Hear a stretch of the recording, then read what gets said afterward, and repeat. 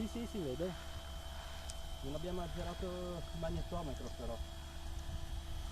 Devi azzerarlo? Sì, Quindi per quello l'estratto. Ah, questo dici? Sì. Se pulsantino, se lo tieni premuto dovrebbe azzerarsi. Vieni giù che mi fai vedere qual è.